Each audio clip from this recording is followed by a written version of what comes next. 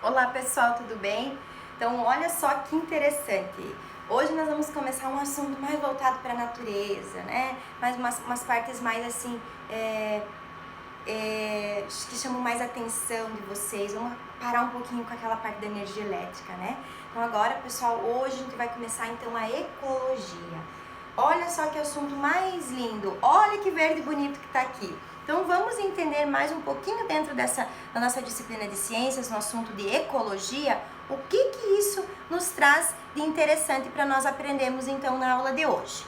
Então vamos entender um pouquinho mais o que é a ecologia, tá pessoal? Então a ecologia é a área da biologia que estuda as relações dos seres vivos entre si e com o ambiente em que eles vivem. Então a relação que está entre o ser vivo e o ambiente em que ele vive, tá? Essa é a ecologia. Então essas relações, elas apresentam níveis de organização, tá? Dos mais simples para os mais complexos. Então olha só, nós temos a organização da espécie, população, comunidade, ecossistema e biosfera, tá? Então vamos entender um pouquinho o que cada uma dessas organizações quer dizer para nós, tá? Então os níveis de organização dos seres vivos são organismos. Então o que são organismos, né? São caracterizados como sendo um conjunto de sistemas. Então, um organismo, um conjunto de sistemas. E agrupamentos de organismos da mesma espécie. Então, organismos da mesma espécie formam população. Populações distintas em um mesmo local formam, então, comunidades, tá? Estas que são relacionadas aos meios abióticos, que são meios abióticos, o sol, o vento, a temperatura, nutrientes, comida, né? Tudo isso compõe um ecossistema. E todo o ecossistema junto forma a biosfera. Vocês já vão entender agora nessa próxima slide aqui. Então, olha só. A gente ainda não trabalhou o átomo, tá? Mas vocês vão entender que o átomo é a unidade fundamental da matéria, tá, pessoal? A unidade fundamental dos seres vivos é a célula, né? E da matéria é o átomo. Então, um átomo, então olha só, pessoal, ele forma uma molécula, né? A molécula, então, forma lá as organelas lá celulares. Essas organelas estão dispostas dentro da célula, né? Então, essa célula, ela forma os tecidos de um corpo. Tecido, pulmão, o fígado, músculo, o tecido da gordura, que também é importante, né? Então, imagine todos os tecidos do seu corpo que é formado por células diferentes, certo? Então, esses tecidos juntos, então, eles vão formar os órgãos, né? Então, essas células unidas vão formar órgãos. Os órgãos, então, que suprem as nossas necessidades fisiológicas, tá? Então, esses órgãos unidos formam o sistema. O sistema seria, então, um organismo, né? O sistema, uma pessoa, um animal, né? Então, esse sistema vai formar, então, todo esse sistema unido vai formar o organismo, né? Então, esse organismo, junto com outros organismos da mesma espécie, formam a população, tá? Da mesma espécie. Tá vendo que aqui tem um lobo? Aqui tem vários lobos também. Então, quando essa população de espécies iguais, né? No caso de essa espécie, se junta com populações de espécies diferentes, formam uma comunidade, tá? Então, uma comunidade, ela é composta por espécies diferentes. Associem isso a uma savana na África. Lá tem uma comunidade com diversas espécies de animais, não tem? Não tem leão, não tem elefante, não tem zebra, não tem hipopótamo. Então, são diferentes espécies que formam, então, uma comunidade unida ali. Então, essa comunidade vivendo junto, todo aquele ambiente de natureza, tendo que dividir água, alimento, né? A luta, a busca por sobrevivência, forma então o ecossistema. E todo esse ecossistema unido forma então toda a nossa biosfera, o nosso planeta Terra, certo? Deu para entender um pouquinho melhor todo então esse ciclo da vida dos seres vivos aqui? Legal, né? A biosfera. Então esses seres vivos, eles têm que passar por interações, né, para sua própria sobrevivência, né? Então, quais interações esses seres vivos eles fazem durante a vida deles, né? Então, os seres vivos, eles compartilham um mesmo local de vida, né? Em um ecossistema chamado habitat. Então, o habitat seria a casa deles, né? Então, cada um tem a sua casa, mas eles então compartilham esse ecossistema, né? E eles têm que estabelecer relações entre si, né? Um precisa do outro para alguma coisa, né? Então, essas interações, elas podem trazer benefícios, como elas não podem trazer benefícios. Então, nós vamos entender agora o que são os benefícios, vamos entender o que cada um significa e conseguir localizar isso lá dentro da nossa sociedade, da nossa biosfera, tá? Então, elas podem ocorrer entre organismos da mesma espécie, que se chamam intraespecíficas, mesma espécie, ou espécies diferentes, interespecíficas, tá? Então, as relações entre os seres vivos, elas podem ser classificadas como harmônicas, quando elas não ocorrem prejuízos para nenhuma das duas espécies, tá? Elas se relacionam e nenhuma causa prejuízo para outra. Ou elas podem ser desarmônicas, que tem prejuízo para pelo menos uma das espécies envolvidas. Então, o nome já diz, se é harmonioso, opa, todo mundo tá feliz. Se tá desarmonioso é porque alguém não tá feliz, alguma coisa errada tá acontecendo aí, certo? Então, nós temos essas características, são divididas em diferentes nomes. Eu vou explicar para vocês agora. Então, nós temos o mutualismo. É uma relação de seres vivos. Se a gente estivesse na escola, eu ia fazer um convite para vocês, para a gente fazer uma pesquisa de campo, para a gente encontrar esse líquen aqui, porque ele é bem fácil de encontrar, provavelmente vocês já viram ele. Então, isso daqui, pessoal, são líquens, que é uma espécie de fungo que se adere às árvores, tá? Ela é aderida aqui a uma árvore, é um tronco de uma árvore, tá? Mas o que elas são, então, professor? Vamos lá. Os líquens, eles são uma associação harmônica estabelecida entre um fungo e um micro-organismo fotossintetizante, que é uma alga. Então, ele tem uma corzinha verdinha, porque ele tem um organismo, uma alga fotossintetizante que está aderida ao corpo desse fungo, tá? Então, a alga, o que ela faz? Ela é responsável por fornecer compostos orgânicos ao fungo, enquanto que o fungo garante um ambiente adequado para o desenvolvimento desse organismo fotossintetizante, ajudando ele na retenção de minerais, de água, de sais minerais, tudo isso, tá? Então, eles têm uma associação mutualística, de mutualismo, onde harmonicamente os dois se beneficiam, tá? Então, quando os dois se beneficiam, nós chamamos de mutualismo. Então, imagine assim, ó, há um benefício mútuo entre eles, tá? Essa é uma relação legal, ninguém fica prejudicado. Um precisa do outro para sobreviver. Nós temos também relações harmoniosas, como é o caso dessas duas figuras aqui, pessoal. Vocês estão vendo aqui a boca desse crocodilo aqui? Então, ele tá cheio de dentes, né? Ele se alimenta, os dentes desse crocodilo sujam. Esse pássaro aqui, o que ele faz aqui? Ele tem uma relação harmoniosa com o crocodilo, porque ele vem aqui e se alimenta dos restos de comida que ficam na boca do crocodilo. Então, de uma maneira harmoniosa, os dois se beneficiam. O crocodilo tem os seus dentes limpos e o pássaro tem a sua alimentação, então, feita. Então, os dois se beneficiam. Esse aqui é o caso do peixe-palhaço, vocês já ouviram falar aí da anêmona do mar, né? A anêmona, ela é um organismo que poucos animais conseguem sobreviver nela, porque ela tem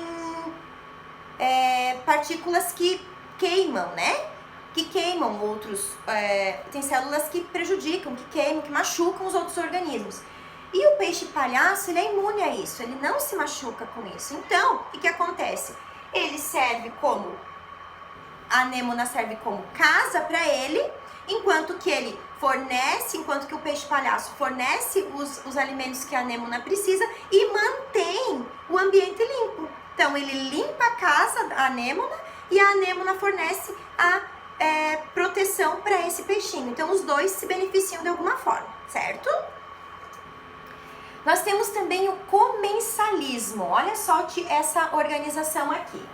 O peixe-piolho, que é esse peixinho que está grudado aqui, ó, nesse tubarão, ele é chamado de peixe-piolho. Ele se prende ao corpo aqui do tubarão por meio de uma nadadeira dorsal que foi modificada. Ela possui uma ventosa que fixa esse peixe ali naquele tubarão.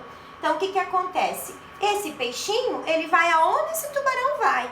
Então, tudo que é resto de alimento que esse tubarão deixa para trás, o peixinho se aproveita. Só que aqui tem uma diferença. O tubarão, ele não está sofrendo nenhum benefício com isso. Também não está prejudicando ele, mas não está sendo um benefício. Ele está apenas ajudando o seu amigo aqui que está grudadinho nele. Então, nesse caso, chama-se comensalismo, porque o animal que está aqui preso à superfície do corpo dele apenas se beneficia próprio. E ao tubarão, ele não sofre nenhum dano, mas também ele não tem nenhum lucro com isso, tá? Aí tem também, pessoal, o canibalismo. Vocês já ouviram falar em canibalismo, né? O que é o canibalismo? É quando organismos dentro da mesma espécie se alimentam da sua mesma espécie, né? Então, olha o que acontece aqui com o louva-a-Deus. O louva-a-Deus, ele tem uma dinâmica de reprodução bem engraçada, bem curiosa. O que acontece com o louva-a-Deus? O louva-a-Deus, depois do momento da cópula, que é o momento reprodutivo dele, então, o louva-a-Deus fêmea recebeu o espermatozoide do louva-a-Deus macho, então ele está já com o seu bebezinho a caminho, digamos assim. E o que ele faz com o papai dos filhinhos dele? Ele se alimenta dele. Olha só que ele está sem cabeça já, porque a louva-a-Deus aqui, ó, já comeu a cabecinha dele. Então, olha só que coisa. Por que ela faz isso?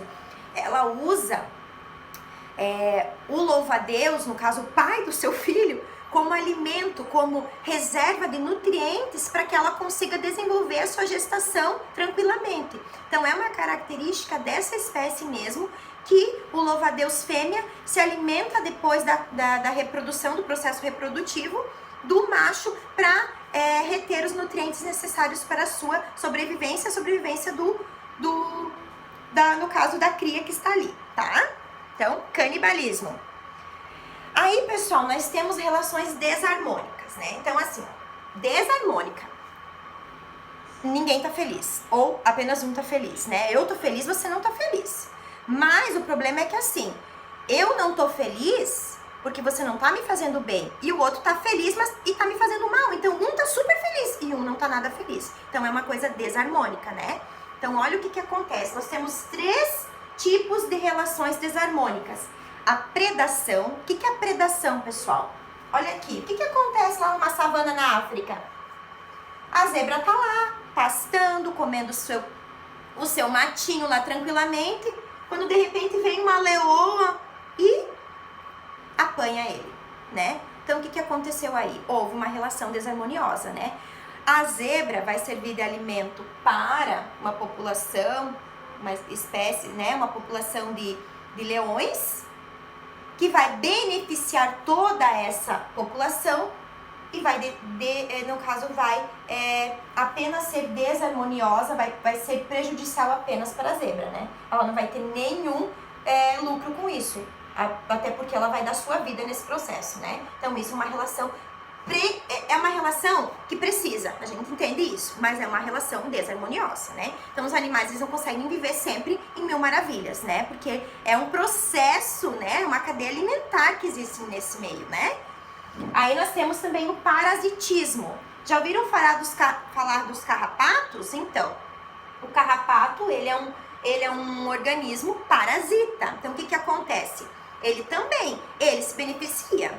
Eu vou lá, vou me aderir a algum animal, né? Vou sugar o sangue dele, vou me alimentar, ficar bem nutrido, bem gordinho, enquanto que o outro vai estar sofrendo comigo ali, pode estar até adquirindo doenças, porque os carrapatos carregam doenças. Então, aí também é uma relação desarmoniosa. O carrapato, ele tá tendo o lado bom dele, mas ele não tá gerando nenhum lado positivo, e sim apenas prejuízos para o outro animal em questão. Que a propósito, ele pode até aderir à pele de humanos, tá, pessoal? Isso é bem... Acontece isso. E também temos a competição. A competição, pessoal, acontece em mesmas espécies. Então, normalmente, você já pode ter visto em documentários espécies de, principalmente machos, que lutam ou pelo território ou pela fêmea, né? Então, assim, eles também sofrem, então, relações desarmoniosas que eles estão lutando por alguma posição no seu meio ali de vida, tá, pessoal? Então, esses animais têm todas essas questões aí, harmoniosas, desarmoniosas, e eles também precisam sofrer adaptações ao longo do tempo, né? Então, olha só, nós chamamos de adaptações dos seres vivos o conjunto de características corporais e comportamentais que tornam possível a vida e a reprodução no meio em que vivem. Então, assim, ao longo, pessoal, da evolução, os animais eles sofrem algumas modificações, certo? Então, que modificações que podem estar acontecendo aí, né? Olha só, eu coloquei duas figuras aqui para explicar para vocês. O urso polar. Vocês sabem por que o urso polar tem o pelo branco? Vocês sabem por que o urso polar é tão gordinho? Tem uma explicação para isso. E isso foi uma característica evolutiva que veio relacionada ao seu ambiente de vida, que ele precisou se adaptar para ele conseguir sobreviver nesse ambiente. Então, olha só. Lá onde o urso polar mora, por exemplo, lá no Polo Norte, lá, né? Lá nos polos, onde tem muito gelo, né? O gelo, ele é branco, né? O urso polar é branco para que ele consiga se camuflar também no meio desse gelo. Já imaginou se ele fosse preto, marrom, o colorido? Qualquer animal, outro animal que tivesse lá, ou ele ia ser um alvo fácil de predação, né? Principalmente os filhotes, né? Que são mais vulneráveis, né? Então, ele possui essa pelagem branca para servir como meio de camuflagem. A sua pele também, por baixo desse pelo, tem uma camada muito espessa de tecido adiposo. O tecido adiposo é o tecido de gordura. Essa gordura ela é responsável por proteger do frio. Então, ele serve como um isolante térmico. Então, essa gordura, ela serve como isolante térmico devido às baixas temperaturas do ambiente de vida desse animal. Então, o corpo dele é adaptado para viver naquele ambiente frio mesmo, tá?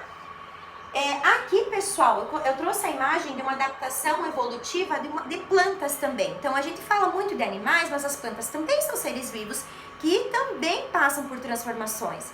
Então, olha só o que aconteceu aqui.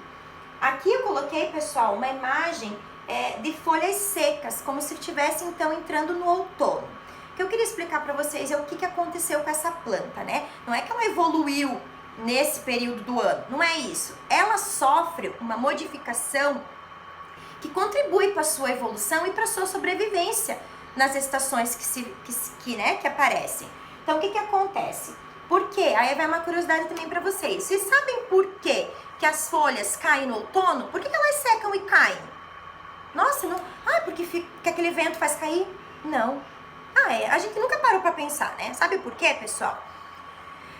A planta, algumas, podem ver que não são todas as espécies que caem, algumas mantêm-se verdinhas, né? Mas essas plantas que secam, o que acontece? Elas produzem um composto químico nelas que faz com que a folha seque e caia. Tá, mas pra que ela faz isso? Ela vai querer ficar sem folhas? Sim, ela vai querer ficar sem folhas. Sabe por quê? Porque a folha, ela gera um gasto energético para ela. Então, imagine no verão. Ela tá lá, um calor gostoso, a folhinha tá verdinha, tá recebendo, tá fazendo fotossíntese, tá tranquilamente, tá sobrevivendo com nutrientes e tudo que ela precisa. Agora, no inverno, o ambiente frio, ele desfavorece esse desenvolvimento dela. Então, no inverno, ela precisa ficar mais quietinha, gastar menos energia, o ambiente não tá tão favorável para o seu desenvolvimento, para sua nutrição. Então, ela precisa guardar energia. Então, uma forma dela guardar essa energia é jogando as folhas fora. Então, essas folhas são eliminadas, ela não gasta energia para obtenção de alimento, de nutrientes para essas folhas e mantém-se apenas para o mais necessário para a sobrevivência dessa planta. Quando começa o inverno acabar, ela começa novamente a brotar suas folhinhas para novamente, então, ficar verdinha e bonitinha como ela era no verão, na primavera, tá?